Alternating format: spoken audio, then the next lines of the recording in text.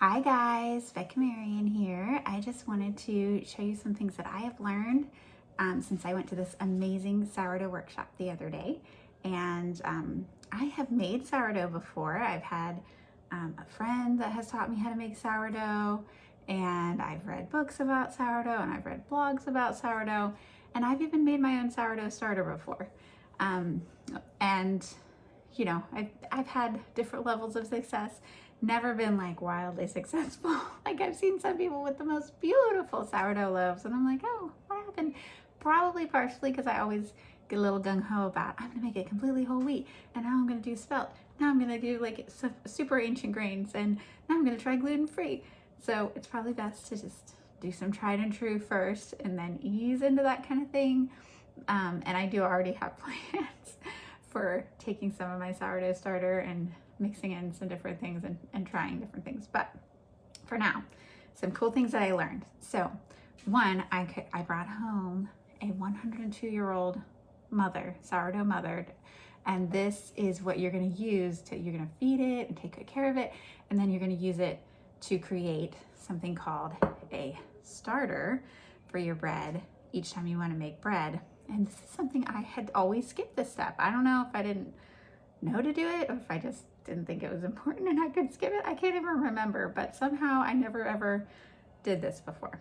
And so what you do is, and what I did is this morning, I got up, I poured some of my mother starter into this, and probably about a quarter cup of it into this littler jar. And then I added a quarter cup of flour and a quarter cup of water. And you're supposed to leave it for at least 90 minutes. It's been way longer than that, but basically let it rise and fall. And you should be able to see bubbles. You can kind of see the bubbles through the jar and from the top. So, and I covered it with a coffee filter because you do want to keep it covered, but you want the air to get through. So then, now that's done. So my starter's nice and ripe. It's got all the good bacteria in it that's gonna help my bread rise, and it's gonna be amazing. And then you take 2 cups of water and then you add your starter to it. And here's a cool trick that I learned at the party as well. Hopefully this works. Okay, it's supposed to float, and it does. Yay! So this is working. So excited. This is gonna be like my first loaf to do all by myself like this. Because we made a loaf together at the party and I baked it at home, and that was really fun. But if you can see, the starter is floating on the water. And then you're gonna add your flour and your salt.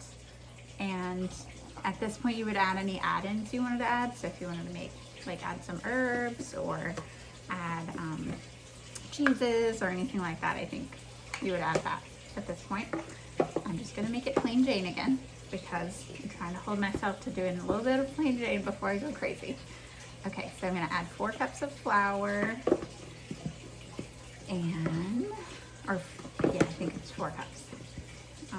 And then 1 tablespoon of like a good quality salt. So there's the 4 cups. And then I'm gonna get my salt over here. And put this in. I'm gonna sprinkle it on top. And I'm gonna like mix this in together because I noticed when I was stirring it before at the party, I hadn't mixed my salt in, and I kept having like, you know, that clump of salt that you don't want to get a giant clump of salt in your bread, and it was really hard to mix in. So kind of getting your salt mixed into your flour ahead of time is good too. So then you just mix it and mix it, and it can take a little while. So if you don't know the benefits of sourdough, it's definitely worth learning, looking up. I have found that sourdough is much easier to digest. I generally stay away from grains, just all grains in general, except for like quinoa. I don't know, quinoa considered a grain, a seed, whatever. But my body doesn't seem to do very well with them. But I can have a slice of sourdough bread now and then, and it does not bother me. So I don't know if I can necessarily eat like a whole bunch every day, but my family loves bread, and I want them to have a healthier version. something that I can feel good about giving them.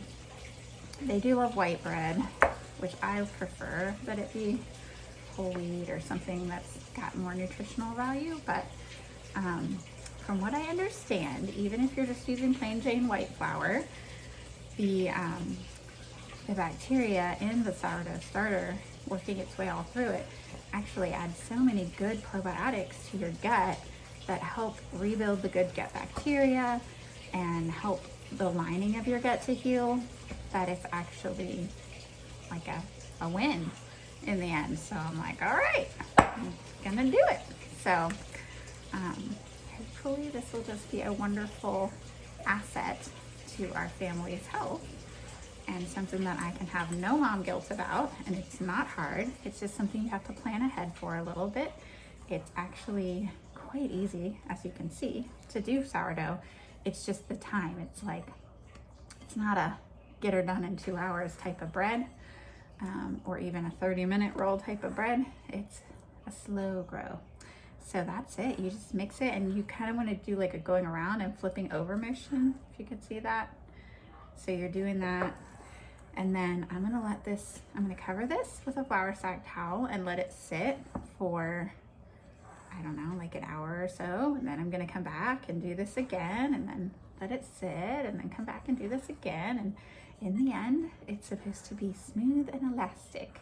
And I'm gonna let it sit overnight on the counter with it covered. And then in the morning, I can bake it when I'm ready.